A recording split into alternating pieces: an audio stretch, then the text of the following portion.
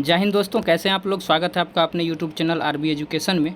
आज हम लोग बात करने वाले हैं बीपीएससी टीआरई 3 का जो री एग्ज़ाम हुआ है उसका जो कॉमन क्वेश्चन है जो जीएस का 40 मार्क्स का है, उसी के पेपर का जो है हम इसमें एनालाइज करने वाले हैं। तो आप अपना आंसर मैच कर सकते हैं। ये बिल्कुल सटीक आंसर है, सारे आंसर इसमें लगभग सही दिए गए हैं। तो आप अपने मैच कर सकते हैं कि आपको जो है कितने नंबर आ रहे हैं 40 में से। तो चलिए शुरू करते हैं। जैसा कि आपको पता है सभी विषयों का अलग अलग एग्ज़ाम हुआ है, साइंस, सोशल साइंस, उसके अलावा इंग्लिश और हिंदी।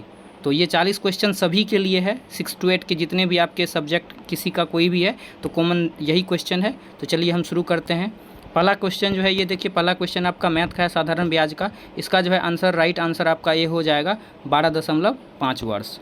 अगला क्वेश्चन जो है ये देखिए, इसमें कह रहा है कि जो इमरान खान की पाकिस्तान की पार्टी है तहरीक ए इंसाफ, उसका चुनावी चिन्ह क्या है। तो इसका राइट आंसर जो है फ्रेंड वो हो जाएगा option number C, cricket bat. अगले प्रश्न पे चलते हैं। अगला प्रश्न है कि निम्नलिखित में से शरीर में कौन सा अंग संतुलन को नियंत्रित करता है, यानी कि शरीर के संतुलन को कौन नियंत्रित करता है। तो राइट ऑप्शन बी हो जाएगा, सेरिबेलम। अगला क्वेश्चन जो है ये है कि भारत में, क्वेश्चन नंबर 34 ये है कि भारत में सर्वाधिक उपयोग, पानी का सर्वाधिक उपयोग जो है किस के लिए किया जाता है, किस प्रयोजन के लिए। तो ये सबको आपको भी पता होगा, सिंचाई के लिए। आसान क्वेश्चन था ये क्वेश्चन थोड़ा सा अंदर से पूछ दिया था, यानी कि जो 24-25 में गगनयान मिशन है उसमें जो है जो पायलट है उनमें से कह रहा है कि कौन नहीं था। तो ये तीनों लोग थे इसमें से। इसके अलावा एक और था जिसका नाम था अंगद प्रताप, यानी कि पायलट प्रोजेक्ट में कैप्टन अजीत कृष्णन भी है, कमांडर शुभांशु शुक्ला भी है, पीवी नायर भी है और एक है अंगद प्रताप भी। तो इसका जो राइट आंसर हो जाएगा फ्रेंड्स वो हो जाएगा आपका ई ऑप्शन। घबराइए नहीं, बहुत सारा ई ऑप्शन भी आया हुआ है। ये मैथ का क्वेश्चन है, इसका आंसर ये है, 8 हो गया इसका आंसर। अगला क्वेश्चन है, बिहार दिवस क्यों मनाया जाता है। तो 22 मार्च को बंगाल प्रेसिडेंसी से ये अलग हुआ था, आपको भी पता है। उस समय बिहार उड़ीसा सब सम्मिलित ही था, तो इसके लिए हम बिहार दिवस मनाते हैं। एक जो क्वेश्चन है, प्रकाश की ओर झुकाव का मुख्य कारण क्या है। तो इसका आंसर क्लियर नहीं हो पा रहा है। वैसे तो ये मेरे हिसाब से ई होना चाहिए, बाकी अब देखते हैं कि आयोग जो है इसका आंसर ई होना चाहिए 38 का, लेकिन देखिए आयोग इसका आंसर क्या लेता है, वेट करना पड़ेगा।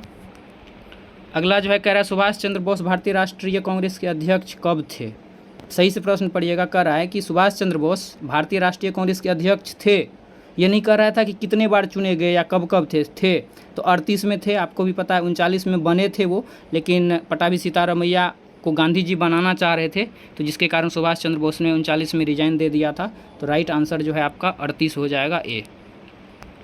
अगला प्रश्न है कि कौन सी नदी है जो कि भारत और नेपाल के बीच सीमा साझा करती है। राइट ऑप्शन सी, काली नदी सीमा साझा करती है। उसके बाद मैथ का सवाल है, इसका आंसर आपका सी हो जाएगा, 4 नंबर। यह है झारखंड का घाटशिला खान किसके लिए प्रसिद्ध है। तो ये तांबा उद्योग के लिए प्रसिद्ध है, तांबा पाया जाता है यहाँ पे। अगला क्वेश्चन है कि विश्व का कौन सा देश अपने संविधान में गर्भपात के अधिकार को सुरक्षित करने वाला पहला देश बन गया। Option number A is right, ये आंसर हो जाएगा आपका फ्रांस। अगला क्वेश्चन है देखिएगा, नवंबर 2024 में संयुक्त राष्ट्र जलवायु परिवर्तन का सम्मेलन कहाँ आयोजित होने वाला है। तो ये आपको भी पता है, बाकू अजरबैजान में ये आयोजित होने वाला है। आसान प्रश्न था ये। कांग्रेस सोशलिस्ट पार्टी CSP की गठन हुआ था, ऑप्शन नंबर बी, 1934 में। अगले प्रश्न पे चलते हैं। अगला प्रश्न फिर से मैथ से है, इसका राइट आंसर जो है आपका सी हो जाएगा। इसके बाद अगला है, मैग्नीज में उपयोग किया जाता है। तो ये फोटोग्राफिक उद्योग में भी मैग्नीज उपयोग किया जाता है, बैटरी उत्पादन में भी उपयोग किया जाता है। तो इस हिसाब से ऑप्शन जो है इसका डी सही हो जाएगा। बहुत सारे ऑप्शन जो हैं डी और ई इसमें लिए गए हैं। अगला प्रश्न है देखिए, ये प्रश्न जो है आपका ये हो जाएगा, विज्ञान और प्रौद्योगिकी मंत्रालय ने हाल ही में विज्ञान प्रौद्योगिकी और नवाचार के क्षेत्र में राष्ट्रीय पुरस्कार के एक सेट की घोषणा की है, जिसे राष्ट्रीय विज्ञान पुरस्कार से नाम से जाना जाता है। और यह प्रत्येक वर्ष जो है अब सरकार के द्वारा 11 मई को राष्ट्रीय प्रौद्योगिकी दिवस के रूप में मनाने की घोषणा की गई है। क्वेश्चन नंबर 49 है, साइमन कमीशन गठन की घोषणा कब की गई थी। इसका राइट ऑप्शन जो है इस क्वेश्चन के हिसाब से राइट आंसर जो इसका सही है वह ई हो जाएगा। इसका राइट आंसर की अगर हम बात देखें तो यह 8 नवंबर 1927 था, न कि 28। तो इस हिसाब से यह राइट आंसर इसका ई हो जाएगा। ये मैथ का थोड़ा सा कैलकुलेटिव प्रश्न था, इसका ऑप्शन आपका बी हो जाएगा। उसके बाद है कि सड़क प्रकाश में उपयोग में आने वाले बल्बों को जोड़ा जाता है। आसान क्वेश्चन है, समांतर क्रम में। अगला क्वेश्चन है, अच्छा क्वेश्चन है, भारत में राष्ट्रीय पुस्तकालय ने अपनी यात्रा किसके उत्थान के साथ शुरू की गई थी? तो ये मार्च 1836 में कलकत्ता पब्लिक लाइब्रेरी का उद्घाटन हुआ था इस दिन, या इसी दिन से शुरू हुई थी।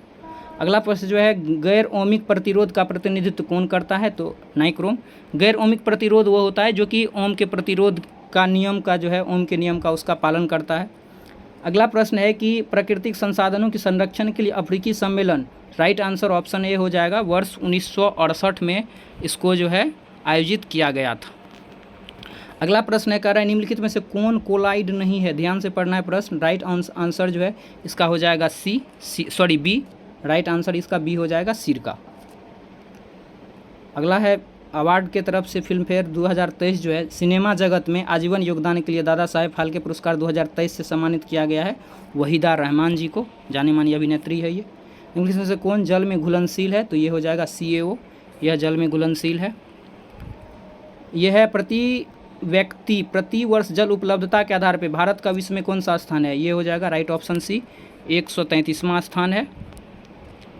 अगला प्रश्न है, नेपाल सरकार द्वारा पर्यटन राजधानी पोखरा को घोषित किया गया है, सही ऑप्शन है।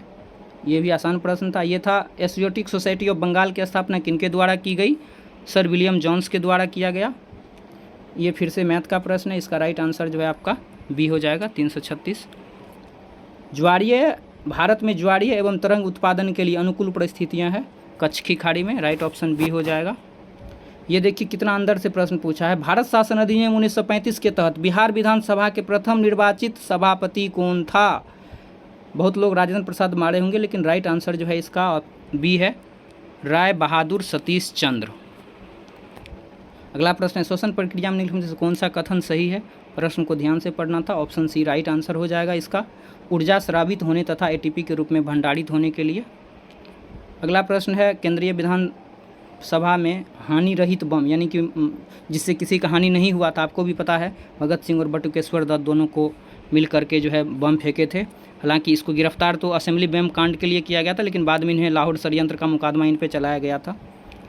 अगला प्रश्न जो है यह मैथ से है, फिर इसका राइट आंसर जो है आपका सी हो जाएगा, 10√2। अगला प्रश्न है, भारत में घड़ियाल प्रजनन केंद्र कहाँ स्थापित किया गया है? ऑप्शन ई हो जाएगा, कोई नहीं, यह नंदनकानन उड़ीसा में जो है घड़ियाल प्रजनन केंद्र स्थापित किया गया है। अगला क्वेश्चन है, हमारे शरीर में मलेरिया परजीवी का भंडारण कहाँ होता है? प्लीहा में, option number A is right answer. फिर एक मैथ का प्रश्न है, आसान प्रश्न था ये, 424 नंबर इसका आंसर हो जाएगा, 425, माफ़ कीजिएगा 425, option number A is the right. अगला प्रश्न है 70वां। यह प्रश्न जो है कह रहा है कि 26/11 मुंबई आतंकवादी हमले के दौरान अपनी भूमिका देने के लिए जो है प्रसिद्ध डॉक्टर सदानंद दांते को क्या बनाया गया है 2024 में? तो इसका भी आंसर जो है फ्रेंड इनमें से कोई नहीं है, इनको जो है NIA का चीफ बनाया गया, INA का महानिदेशक है। तो कुल मिला के आप लोगों ने देखा कि ये हमने 40 प्रश्न को डिस्कस किया। तो आप सभी लोग अपना अपना कितने मार्क्स आ रहे हैं 40 में से कमेंट ज़रूर कीजिएगा। हालांकि यह पेपर देखने में आसान लग रहा है, लेकिन इतना आसान था नहीं। एवरेज नंबर जो है, एवरेज नंबर 20 से 25 बहुत हो गया इसमें। बहुत लोग जो अच्छे भी पढ़े हैं 20-25 के बीच में रह रहे हैं। तो अगर आपको कम भी आ रहा है तो परेशान होने की ज़रूरत नहीं है। पेपर देखने में आसान लग रहा था, लेकिन पेपर का लेवल जो है वो मॉडरेट था, आसान नहीं कह सकते हैं, मॉडरेट से थोड़ा सा हार्ड लेवल था ये। तो चलिए फिर अब सारा अपडेट मैं देते रहूँगा। मिलेंगे फिर नेक्स्ट वीडियो में नेक्स्ट अपडेट के साथ। तब तक अपना ख्याल रखिए। जय हिंद।